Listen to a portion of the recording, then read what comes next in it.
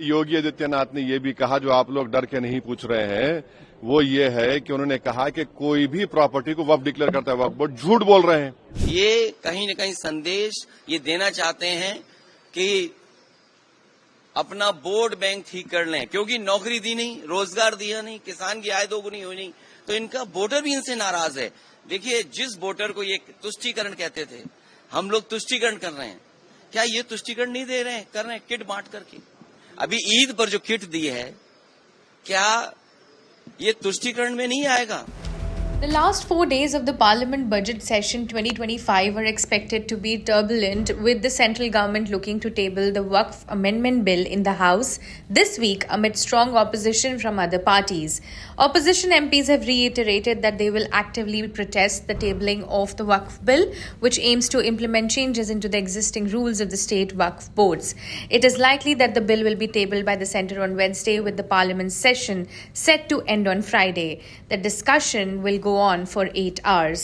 ये जो government, NDA की गवर्नमेंट, जिसको चंद्रबाबू नायडू, नीतीश कुमार, चिराग पासवान और जयंत चौधरी सपोर्ट कर रहे हैं, ये वक्फ बिल अनकॉन्स्टिट्यूशनल है। ये वक्फ बिल आर्टिकल 14, आर्टिकल 25, 26, 29 का ग्रेव वायलेशन है। ये वक्फ बिल नहीं है, बल्कि ये वक्फ बर्बाद बिल है ये। और अगर चंद्रबाबू नायडू, नीतीश कुमार, चिराग पासवान, जयंत चौधरी इसकी तायीद करेंगे, तो वो अपने पॉलिटिकल रीजंस की वजह से, या जो भी उनके है नैरो रीजन तायीद कर रहे हैं नरेंद्र मोदी सरकार की, ये बात साबित हो जाएगी कि वो मुसलमानों की मस्जिदों को, दरगाहों को, खानखाहों को, इवैक्यू वक्फ प्रॉपर्टीज को और लिमिटेशन एक्ट अप्लाई करेंगे तो एनक्रोचर्स को रिवॉर्ड करेगी। तो वो उसकी ये सपोर्ट कर रहे हैं। उनको ये देखना चाहिए कि ये सपोर्ट तो कर रहे हैं, मगर क्या आप 5 साल के बाद जब जाएंगे जनता के पास, क्या जवाब देंगे उनको? अब तो बिहार का चुनाव भी है।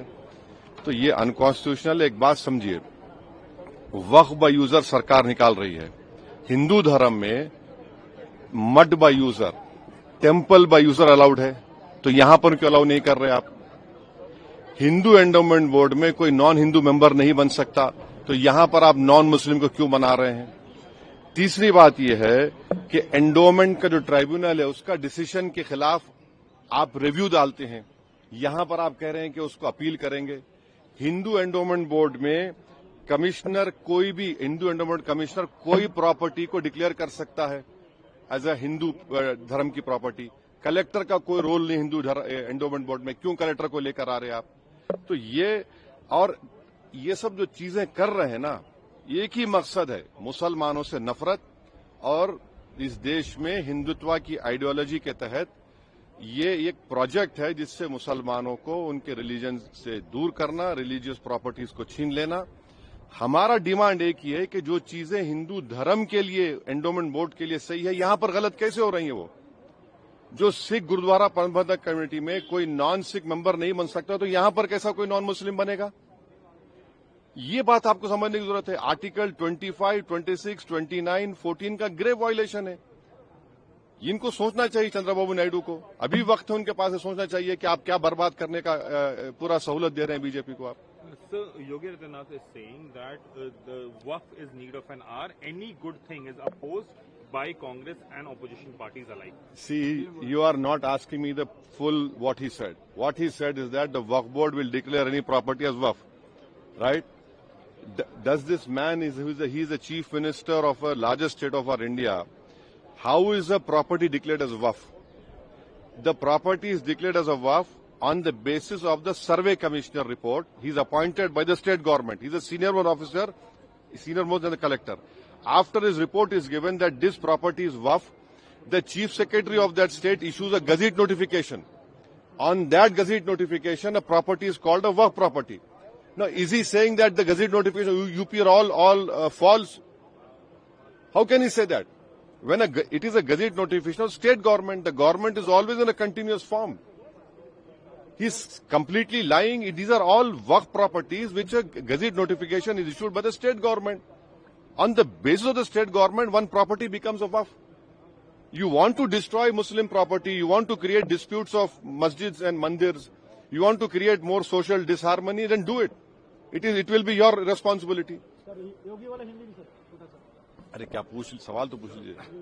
योगी आदित्यनाथ का है कि किसी भी सही चीज देखिए, योगी आदित्यनाथ ने ये भी कहा, जो आप लोग डर के नहीं पूछ रहे हैं, वो ये है कि उन्होंने कहा कि कोई भी प्रॉपर्टी को वक्फ डिक्लेयर करता है वक्फ बोर्ड। झूठ बोल रहे हैं। वक्फ प्रॉपर्टी कैसे बनती है? एक सर्वे कमिश्नर जो स्टेट गवर्नमेंट में कलेक्टर से सीनियर होता है, वो सर्वे करता है, ऑब्जेक्शन कॉल फॉर करता है, उसके बाद रिपोर्ट देता है चीफ सेक्रेटरी को, और चीफ सेक्रेटरी उस बुनियाद पर एक गजेट नोटिफिकेशन इशू करते हैं, और उस बुनियाद पर, गजेट नोटिफिकेशन की बुनियाद पर वो प्रॉपर्टी वक्फ कहलाती है। अब आप ये कह रहे हैं कि कोई प्रॉपर्टी वक्फ डिक्लेयर करते? क्या उत्तर प्रदेश में जितने गजेट नोटिफिकेशन है, चाहे सुन्नी वक्फ बोर्ड के हो, शिया वक्फ बोर्ड के हो, उनको मानना चाहिए ना। गवर्नमेंट तो आती जाती रहती है, गवर्नमेंट हमेशा कंटिन्यूस फॉर्म में रहती है, पार्टीज पावर में नहीं रहती हैं। तो योगी आदित्यनाथ ये झूठ बोल रहे हैं, और ये चाहते ये हैं कि मस्जिद के झगड़े शुरू हो जाए, वहां पर कोई जाकर पिटीशन डाल दे सरकार को कि भाई यहां पर मस्जिद नहीं थी। इस बिल में मैं फिर से कह रहा हूं, इसमें पावर जितने हैं कि कलेक्टर अगर इंक्वायरी ऑर्डर करेगा किसी वक्फ प्रॉपर्टी की, तो इंक्वायरी खत्म ही नहीं करेगा कलेक्टर, और जब इंक्वायरी ऑर्डर करेगा तो वक्फ प्रॉपर्टी नहीं रहेगी। तो ये वक्फ की जायदादों को छीनने के लिए मोदी सरकार ये बिल को ला रही है। कोई वक्फ की प्रॉपर्टी का इसमें हिफाजत नहीं होगी, ना उसका रेवेन्यू में इजाफा होगा। आप 12 साल आप लिमिटेशन ना अप्लाई कर रहे हैं। क्यों अप्लाई कर रहे हैं लिमिटेशन? हिंदू धर्म के ऊपर लिमिटेशन ना अप्लाई नहीं होता।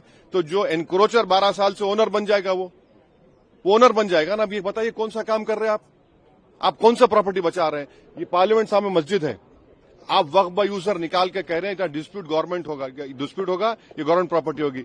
दिल्ली एलडीओ कहती है ये मस्जिद जो है हमारी है। कल कलेक्टर को आप पावर्स दे रहे हैं, गवर्नमेंट के ऑर्डर पे बोलेगा ये मस्जिद गवर्नमेंट प्रॉपर्टी, मस्जिद बंद हो जाएगी फिर। ये जो बिल लेकर के आ रही है भारतीय जनता पार्टी का इतिहास, जिस तरह के फैसले लिए अगर हम देखें, उससे कहीं न कहीं जो परिणाम भारतीय जनता पार्टी चाहती थी वो नहीं आए। भारतीय जनता पार्टी का हर फैसला वोट के लिए, अपने लोगों को खुश करने के लिए। ये वक्फ बिल के खिलाफ समाजवादी पार्टी है, पहले भी थी, आगे भी रहेगी। जिस तरह के संशोधन भारतीय जनता पार्टी कर रही है, वो पूरा कंट्रोल अपने पास चाहते हैं। जो एडमिनिस्ट्रेटिव पावर है वो पूरा का पूरा अपने पास रखना चाहते हैं। इस देश ने वो समय भी देखा है कि जिस समय एडमिनिस्ट्रेटिव गलत फैसले की वजह से भारत की जो संस्कृति रही, भाईचारा रहा, उसके खिलाफ खाई पैदा की है।